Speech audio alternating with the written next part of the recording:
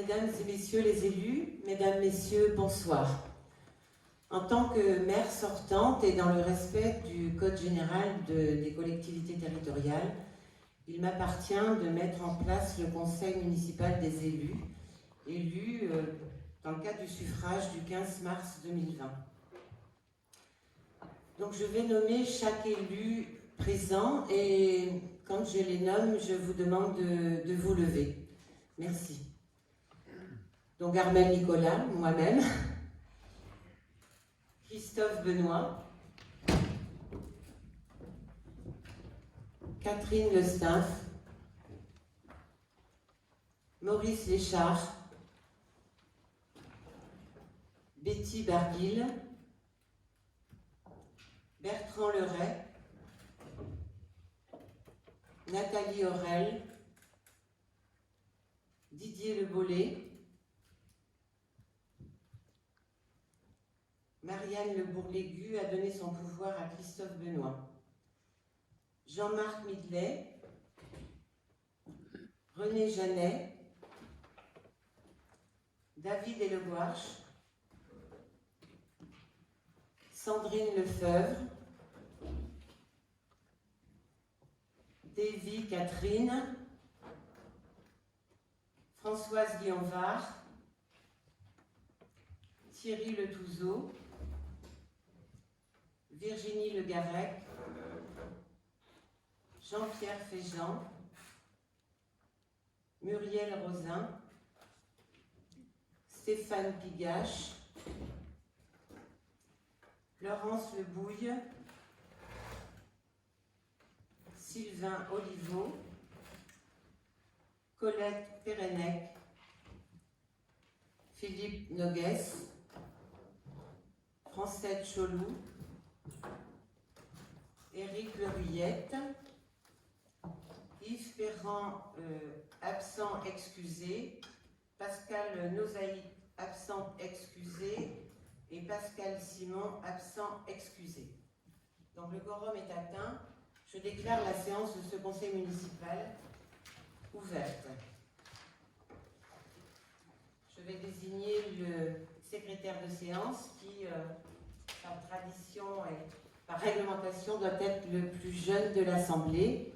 Et je vais nommer Sylvain Oliveau.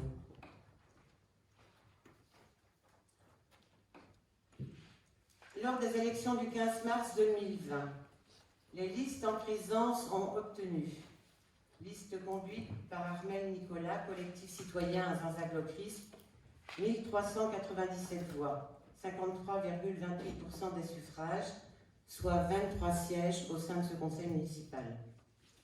Liste conduite par M. Philippe Noguès, alternative à Zanzac-Locris, 645 voix, soit 24,6% des suffrages exprimés, 3 sièges au sein de ce conseil municipal. Et la liste conduite par M. Yves Perrand, Ensemble Forgeons l'avenir, 580 voix, 22,12% des suffrages exprimés, soit 3 sièges.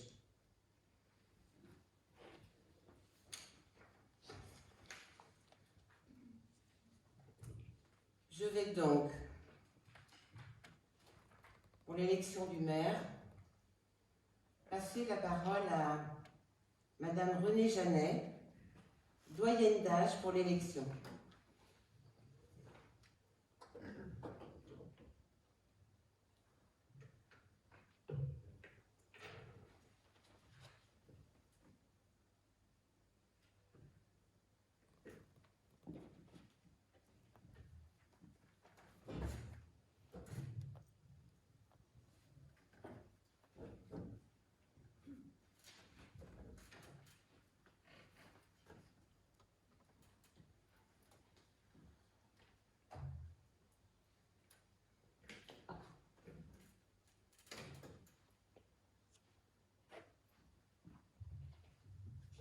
Bonjour à toutes et à tous. Je vais d'abord vous demander la possibilité d'avoir 2 assesseurs pour assister le secrétaire durant les votes. Donc, pour nous avons Nathalie Aurel et je demande à M. Noguès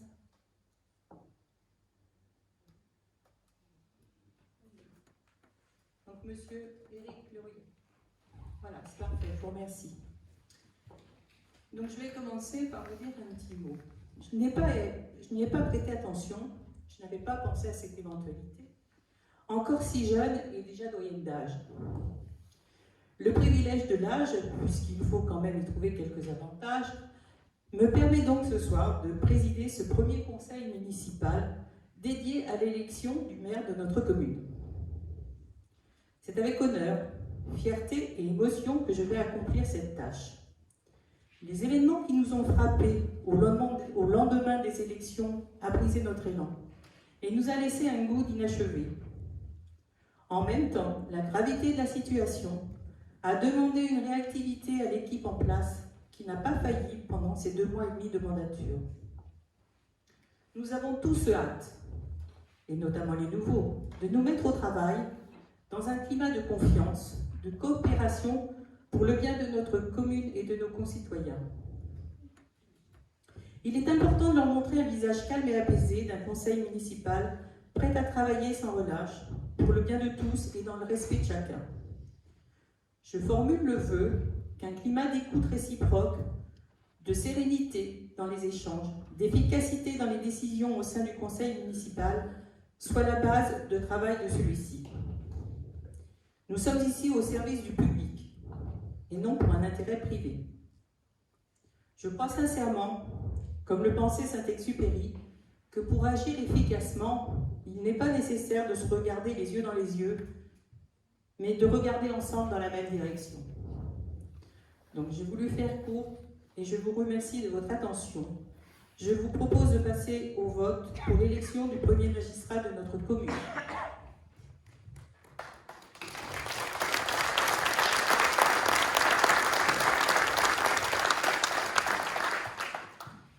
Je souhaitais poser également une question concernant le déroulement des votes.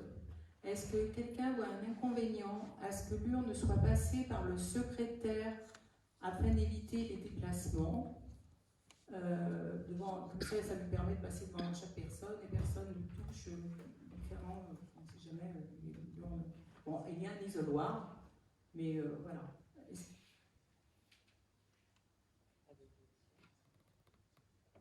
Oui, vote sur table, donc à l'isoloir.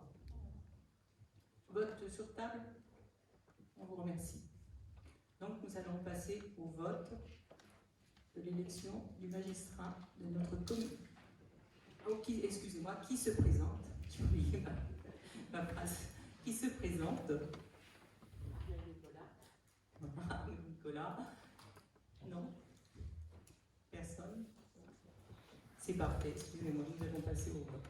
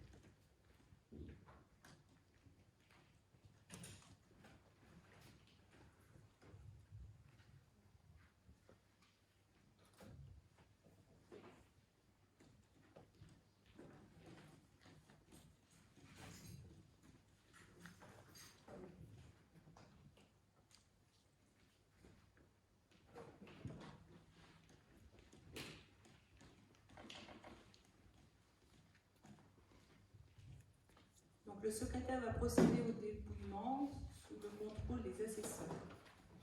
Nathalie, je vous rappelle M. Leroyer.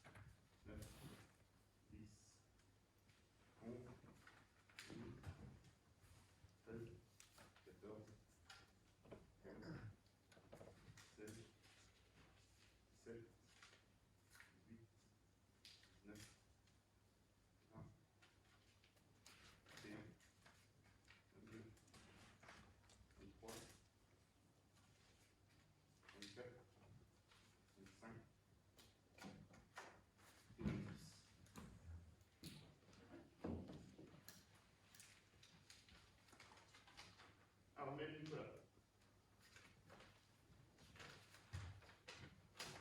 Armel Nicolas. Armel Nicolas. Armel Nicolas. Armel Nicolas. Armel Nicolas. Armel Nicolas. Armel Nicolas. Armel Nicolas. Armel Nicolas. Armel Nicolas. Armel Nicolas. Armel Nicolas.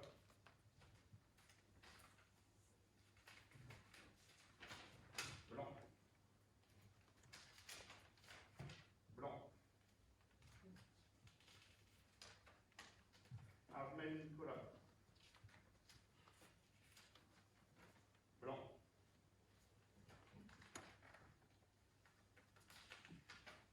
Armel Nicolas.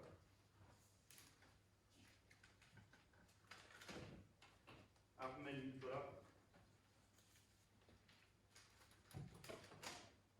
Armel Nicolas. Armel Nicolas. Armel Nicolas. Armel Nicolas.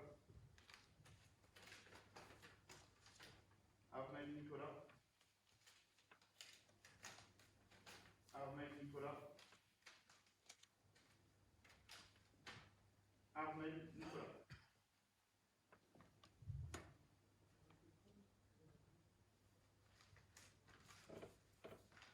Un, deux, trois, quatre, cinq, six, sept, huit, neuf, 10, 11, 12, 13, 14, 15, 16, 17, 18, 19, 20, 21, 22, 23 pour Armel Nicolas et 3 blancs. Je déclare donc Armel Nicolas, maire de notre commune.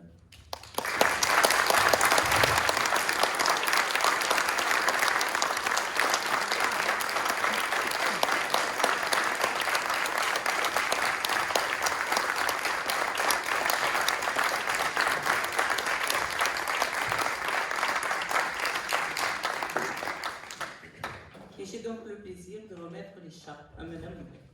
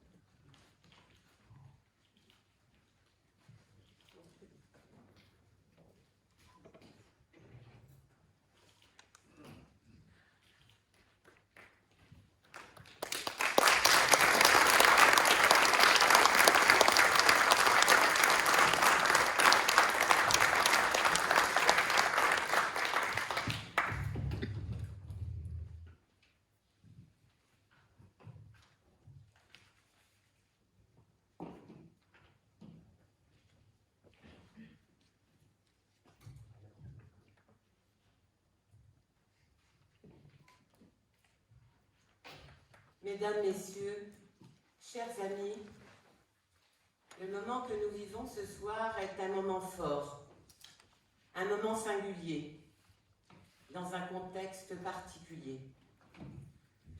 Dans la continuité d'une crise sociale, notre pays vit une crise sanitaire.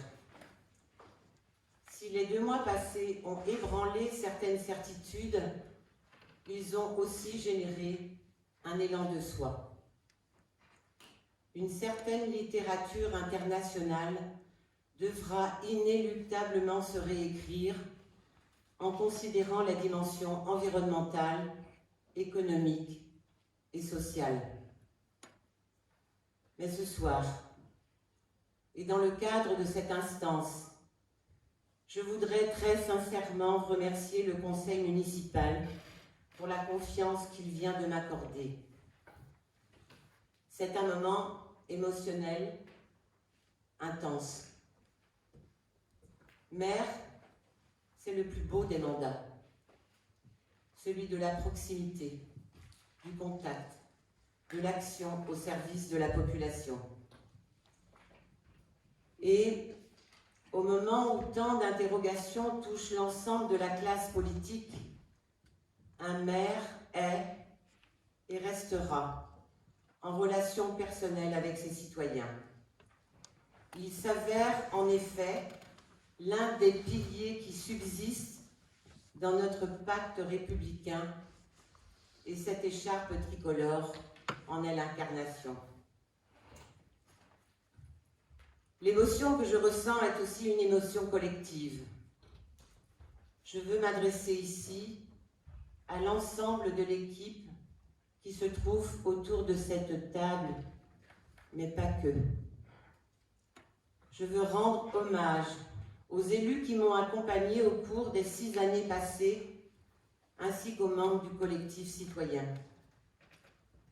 Je veux leur rendre hommage et leur dire merci.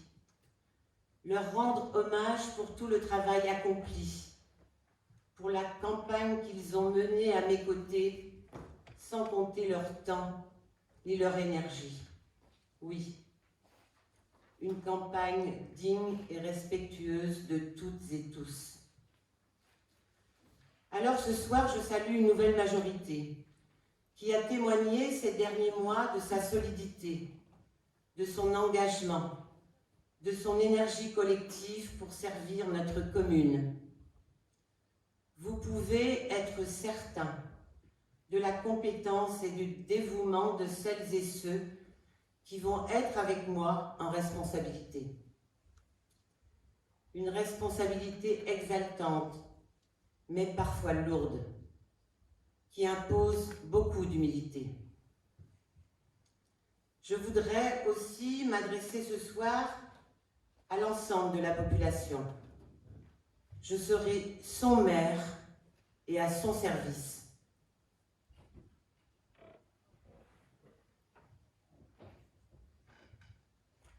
Et dire, bien entendu, plus particulièrement à mes électeurs, merci pour la confiance qu'ils m'ont témoignée. Ce mandat démocratique incontestable m'encourage, nous encourage à continuer le travail entrepris au cours d'un premier mandat et manifestement reconnu.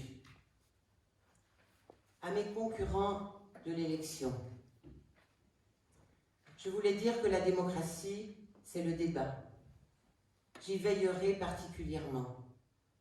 Je souhaite ce débat serein, respectueux et force de proposition. Permettez-moi aussi d'adresser un message particulier aux agents de la collectivité. En effet, le principe de notre administration, c'est la continuité républicaine. Je sais que je pourrais compter sur leur professionnalisme, sur leur expérience, sur leurs compétences. Avec toute mon équipe municipale, nous sommes heureux de travailler à leur côté, dans le respect des prérogatives et le respect de chacun. Mesdames et messieurs, vous êtes nombreux ce soir à partager ce moment et je voulais vous remercier. J'adresserai mes derniers mots à celles et ceux qui vont désormais exercer à mes côtés la responsabilité communale. La mairie, c'est le visage de la République, où s'inscrit la devise « Liberté, égalité, fraternité ». Chacun d'entre nous est à partir de ce soir un représentant de notre bien commun le plus précieux, la République, avec ses lois et ses valeurs fondamentales. C'est une belle et grande responsabilité. Et n'oublions jamais que nous n'avons été élus que pour servir. Et nous serons dignes de la confiance qu'ont placée en nous les électeurs.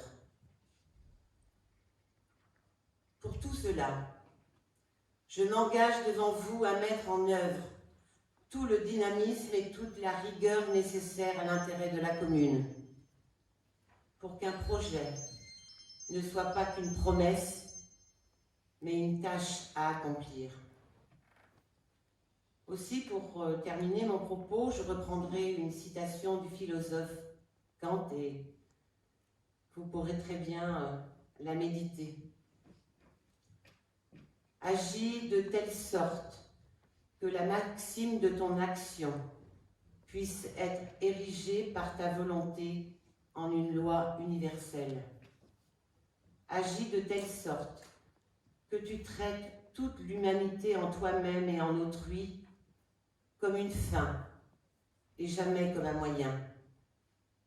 Agis comme si tu étais à la fois le législateur et le sujet dans la République des volontés libres et raisonnables. Merci.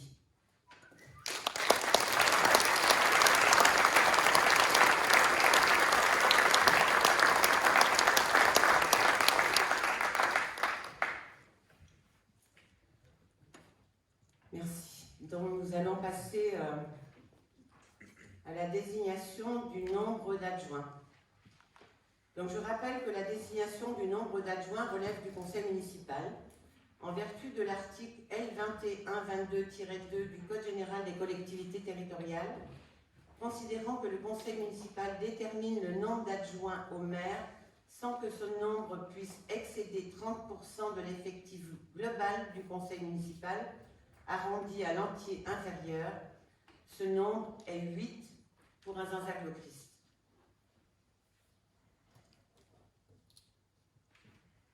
Après en avoir délibéré, on décide donc que la création de 8 postes d'adjoints. Qui est contre? Qui s'abstient? C'est validé. Merci. L'élection des adjoints au maire au scrutin de liste. Vu le Code général des collectivités territoriales et notamment l'article L2122-7-2, considérant que dans les communes de plus de 1000 habitants, les adjoints sont élus au scrutin de liste à la majorité absolue sans panachage ni vote préférentiel. Sur chacune des listes, l'écart entre le nombre des candidats de chaque sexe ne peut être inférieur à 1. Si après deux tours de scrutin, aucune liste n'a obtenu la majorité absolue, il est procédé à un troisième tour de scrutin et l'élection a lieu à la majorité relative. En cas d'égalité de suffrage, les candidats de la liste ayant la moyenne d'âge la plus élevée sont élus. Une liste a été déposée.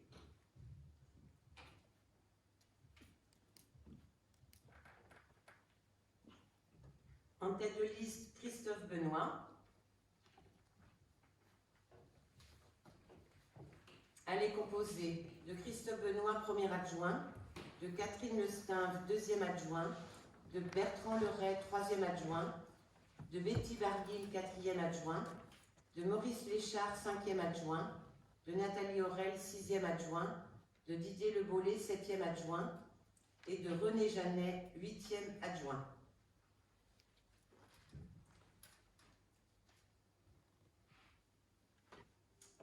Pas d'objection. Donc cette liste d'adjoints est acceptée à l'unanimité.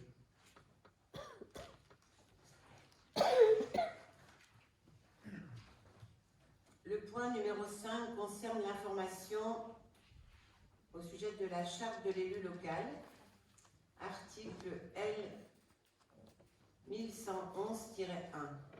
La loi du 31 mars 2015 visant à faciliter l'exercice par les élus locaux de leur mandat prévoit la lecture de la charte de l'élu local mentionnée à l'article L 1111-1-1 du Code général des collectivités territoriales lors du conseil d'installation.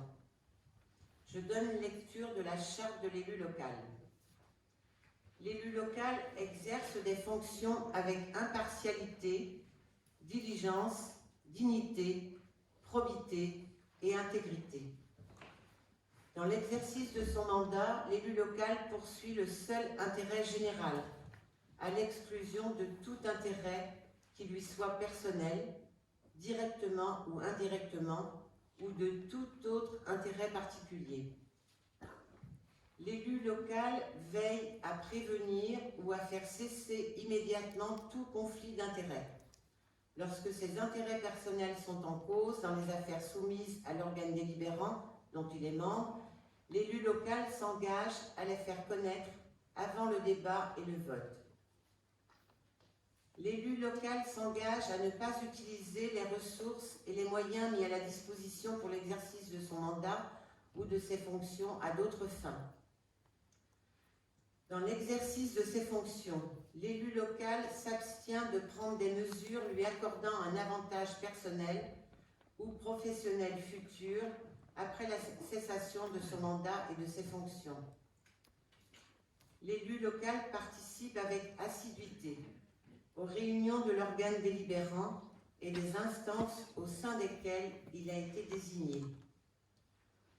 Issu du suffrage universel, l'élu local est de reste responsable de ses actes pour la durée de son mandat devant l'ensemble des citoyens de la collectivité territoriale, à qui il rend compte des actes et décisions pris dans le cadre de ses fonctions. Donc il est proposé de prendre acte de cette charte de l'élu local.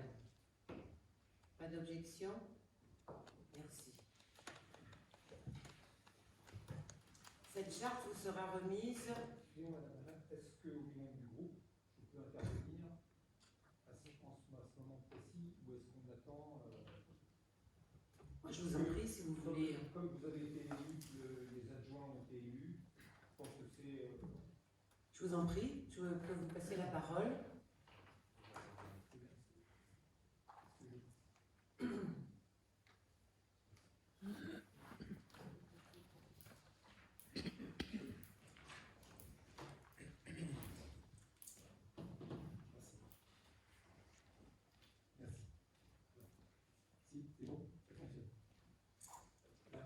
Non, je pense que c'était le meilleur moment pour intervenir, puisque ensuite on va nommer les commissions et qu'on va sortir un petit peu du fait de votre élection et de celle des adjoints.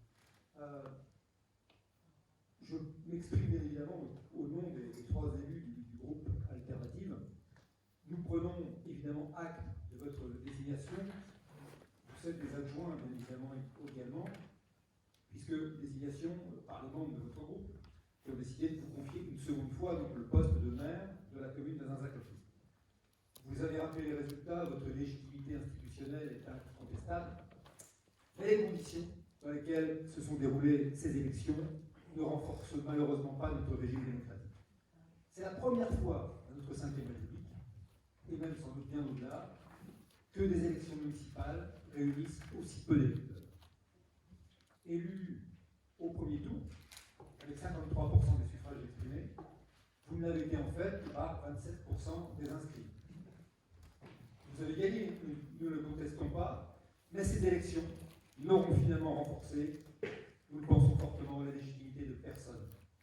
Quand un électeur sur deux reste à la maison, les élus, tous les élus, et nous nous y incluons bien évidemment, devraient faire preuve d'humilité.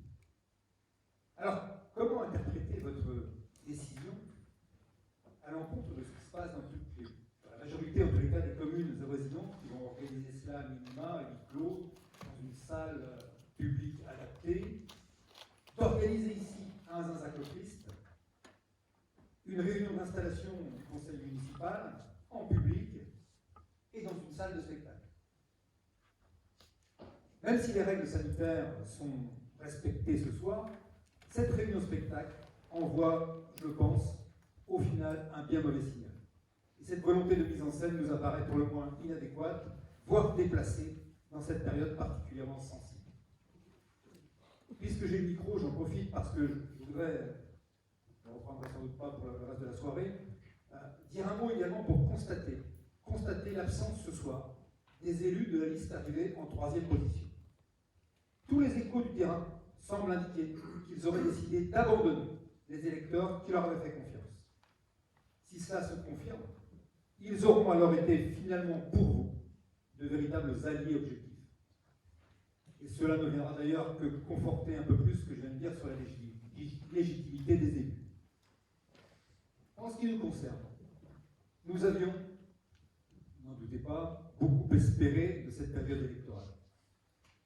Et même si nous n'avons pas obtenu les résultats escomptés, nous avons beaucoup travaillé collectivement au sein de l'association alternative pendant plusieurs mois pour porter une véritable ambition pour Azun-Saint-Clotilde.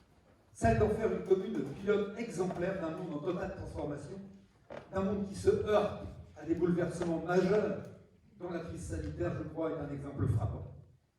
Nos propositions vers une autonomie énergétique, vers une autonomie alimentaire, vers une économie locale adaptée à ce monde nouveau, vers une volonté de solidarité et de transparence, toutes ces propositions sont aujourd'hui, encore plus qu'hier au vu des événements, porteuses de sens. Alors bien évidemment, nous resterons fidèles à ces valeurs. Notre attitude, nos actions, nos votes seront déterminés par cette vision de l'avenir que nous continuerons de porter à la fois au sein du conseil municipal et aussi à travers l'association alternative Azun-Saint-Clotilde qui poursuivra son travail de fond pour convaincre les habitants de notre commune de la nécessité impérieuse d'une véritable transition démocratique, citoyenne, écologique pour répondre aux défis des temps qui s'annoncent. Merci.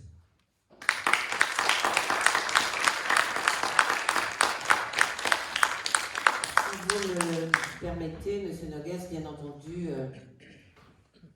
quelques mots en réponse à votre allocution. Ce soir, ici, ce n'est pas une scène théâtrale, M. Noguès. Non, absolument pas. On s'est posé la question de faire ce conseil municipal sans public. Seulement, on avait 3 possibilités. On a pris la deuxième, sous couverture du contrôle de légalité de la préfecture. Et permettez-moi de vous dire qu'on ne nous sommes pas le seul territoire à mettre son conseil municipal en place avec du public. Ça, c'est une première chose. Quand vous évoquez la notion de la légitimité, oui, effectivement, ces élections se sont traduites dans un contexte sanitaire un peu difficile. La légitimité de la majorité, elle est là, M. Noguès.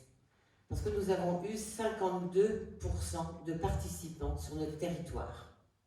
Par rapport à d'autres communes, nous en avons été quelque peu satisfaits, malgré tout. Maintenant, dans mon propos, j'évoquais le fait que, effectivement, sur le plan mondial, sur le plan national, sur le plan local, il va falloir changer cette littérature et se tourner vers l'environnement, vers l'économie, vers le social, d'une façon tout autre. Je l'ai dit dans mon propos, M. Noguès. Donc vous n'êtes pas le seul à apporter cette considération. J'ai dit aussi dans mon propos que je souhaitais effectivement, au sein de ce conseil municipal, un débat serein, constructif, et j'ose espérer que vous allez être force de proposition. On pourra en débattre. Maintenant, le constat des 3 élus de la liste portée par M. Perrand sont absents et excusés. Vous n'allez pas me faire prendre la parole de la part d'un candidat. Maintenant, le conseil municipal est en place. Je ne sais pas quel est le devenir de ces élus-là. On verra dans le cadre des mois ou des semaines qui vont venir, puisque très prochainement, nous mettrons en exergue un conseil municipal pour le vote du budget. Voilà.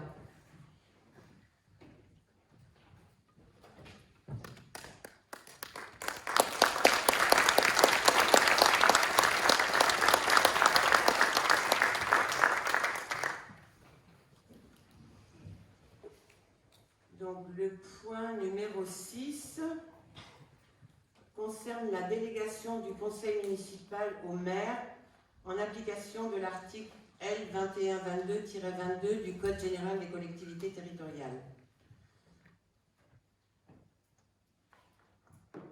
Donc je vous passe à la lecture des articles.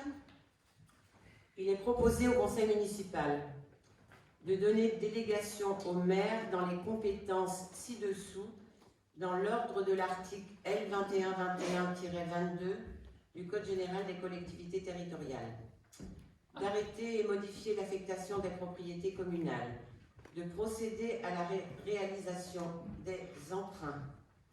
Je me limite à ça, puisque vous avez été destinataire des bordereaux, de prendre toute décision concernant la préparation, la passation, l'exécution et le règlement des marchés et les accords cadres jusqu'à 214 000 €. Cette délégation fera l'objet d'un relevé de décision du maire trimestriel au conseil municipal pour toutes les décisions supérieures à 10 000 € pour justement générer vis-à-vis du conseil municipal un peu plus de transparence. C'est-à-dire que toutes les dépenses et toutes les dépenses que j'engagerai supérieures à 10 000 € et ce jusqu'à 214 000 € feront l'état d'une information au sein du conseil municipal. De décider de la conclusion et de la révision du louage de choses pour une durée n'excédant pas 12 ans. De passer les contrats d'assurance ainsi que d'accepter les indemnités de sinistre y afférentes. De créer et modifier ou supprimer les régies comptables, de prononcer la délivrance et la reprise des concessions dans les cimetières, d'accepter les dons et legs, de décider l'aliénation de gré à gré de biens mobiliers jusqu'à 4 600 €, de fixer les rémunérations et de régler les frais et honoraires des avocats, notaires, huissiers de justice et experts, de fixer, dans les limites de l'estimation des services fiscaux, le montant des offres de la commune à notifier aux expropriés et de répondre à leurs demandes, de fixer les reprises d'alignement en application d'un document d'urbanisme, d'exercer au nom de la commune les droits de préemption,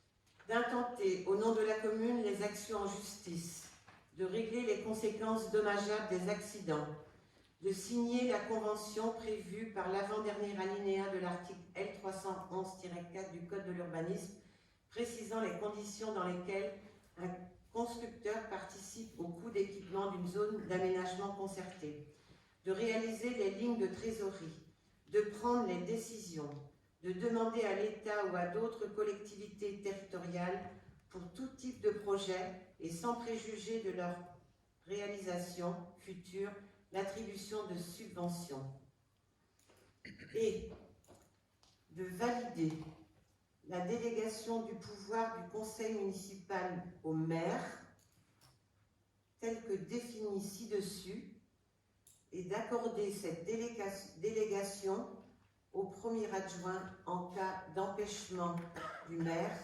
empêchement réel, effectif, éprouvé, et de donner pouvoir au maire pour signer tout document s'y rapportant.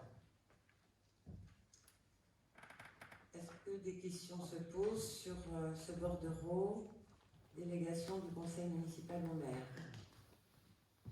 Pas de remarques? C'est validé, merci. On va passer au bordereau 7 pour la création des commissions spécialisées.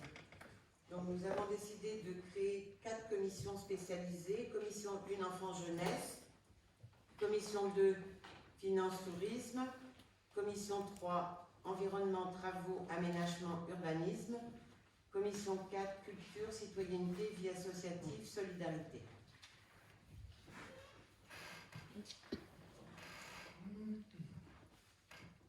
Je propose donc que chaque commission soit composée de 8 membres qui se répartissent en 6 élus de la majorité, un élu pour la liste de M. Noguès et un élu pour la liste de M. Perrand. Donc, dans le cadre de la convocation à ce conseil municipal, vous avez été destinataire des notes de synthèse de calcul. Sur proposition du bureau municipal et après avoir délibéré, le conseil municipal décide donc de la création de ces commissions suivantes. Est-ce qu'il y a des objections sur la mise en place de ces 4 commissions spécialisées? Pas d'objection? Merci. Et de décider donc que le nombre des élus composant les commissions soit fixé à 8. Pas d'objection non plus. Merci. Le point numéro 8, élection des membres des commissions spécialisées. Donc, comme je disais à l'instant, pour anticiper ce conseil municipal, je m'étais rapprochée donc tant de l'équipe de M. Noguès que de celle de M. Perrand. Pour la commission numéro 1, enfants-jeunesse, je suis présidente de chaque commission. Donc, les membres élus de cette commission, Christophe Benoît, Françoise Guillon-Var, Marianne Le Bourlégu, Virginie Le Garrec, Sandrine Lefebvre, Muriel Rosin, Pascal Nozaïc et Éric Ruyette. Pour le Ruyette, excusez-moi. Désolée. Commission numéro 2, Finance-Tourisme, Catherine Lestimphe, Marianne Le Bourlégu, Bertrand Leray, René Janet, Christophe Benoît, Laurence Lebouille, Yves Perrand et Francette Cholou. Commission numéro 3, Environnement, Travaux, Aménagement, Urbanisme. Maurice Léchard, David Elegouarche, Sylvain Oliveau, René Janet, Thierry Le Touzeau, Jean-Marc Midlet, Pascal Simon, Éric Le Ruyette. Commission 4, Culture, Citoyenneté, Vie associative, Solidarité, Bertrand Leray, Nathalie Aurel, Davy Catherine, René Janet, Jean-Pierre Figeant, Betty Barguil, Pascal Simon et Francette Cholou. Donc pas d'objection. Merci.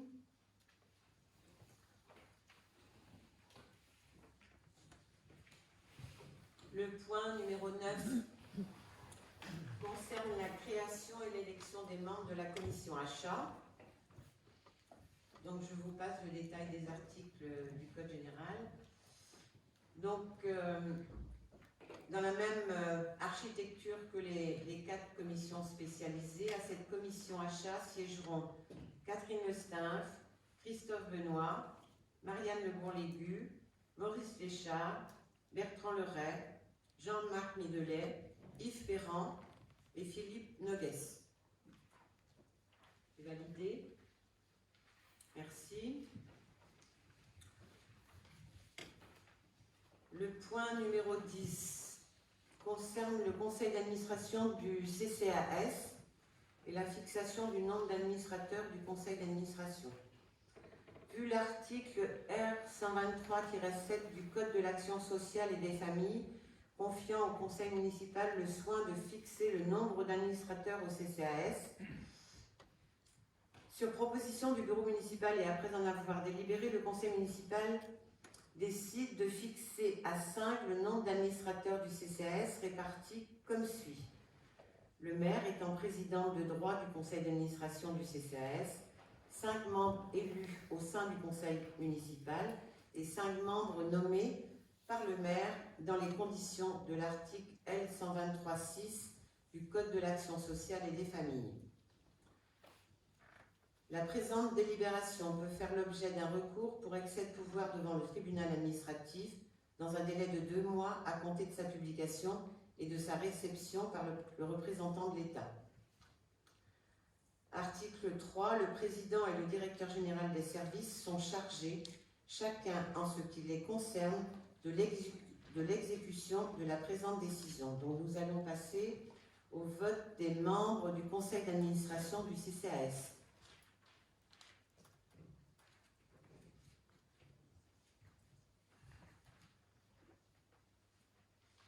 Donc moi, en tant que présidente, Betty Barguil, Didier Le Bollet, Françoise Guillon-Var, Stéphane Pigache et Philippe Noguès.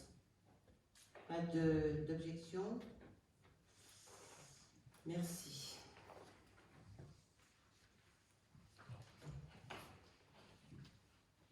J'ai fait 2 bordereaux en un, le point numéro 10 et le point numéro 11. Le bordereau numéro 10 fixait le nombre de membres au conseil d'administration du CCAS et le bordereau numéro 11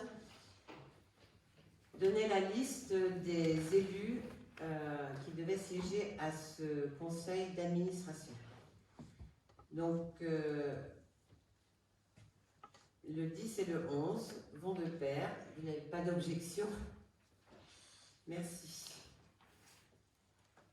Élection des membres de la commission d'appel d'offres en application de l'article L. 1411-5 du Code général des collectivités territoriales.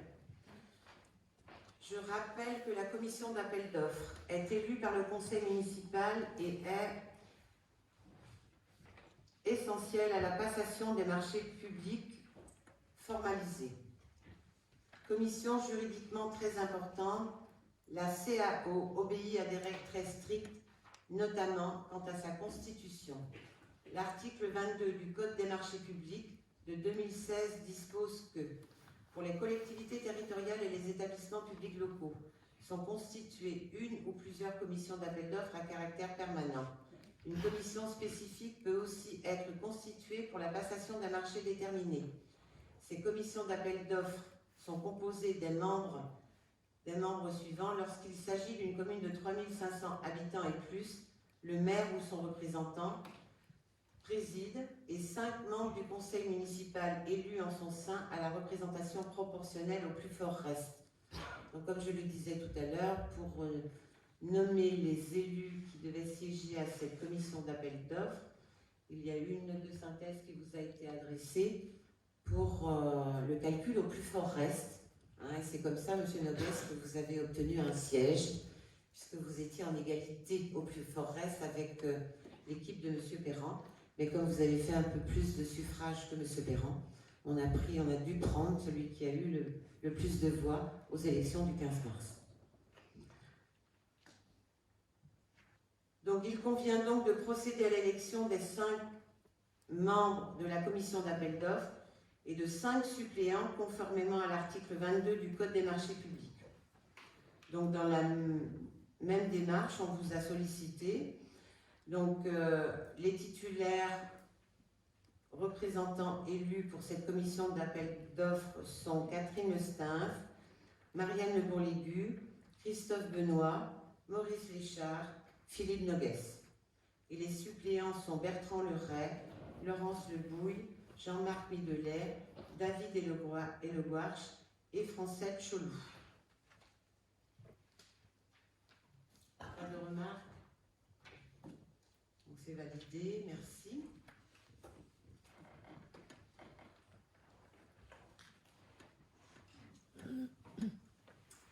Le point numéro 13 concerne la désignation des élus représentant le conseil municipal au sein du nouveau conseil d'administration de l'EPCC Hennebont-Azinzag-le-Christ. Bon, je peux rappeler rapidement que le PCC a pris son envol le 1er juillet 2017 et porte en intercommunalité la culture sur les communes d'Azinzag-le-Christ et d'Hennebont, notamment au niveau des écoles d'art et du spectacle vivant. Donc je vous passe la lecture du bordereau. Et là, je vais peut-être m'adresser à M. Noguès et à ses élus, parce que nous avons désigné au sein de la majorité les représentants que seront Bertrand le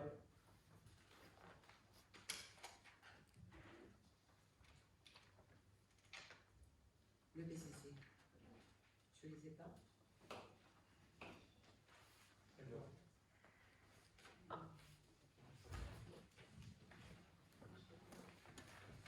Le PCC, donc c'est moi-même, Nathalie Aurel,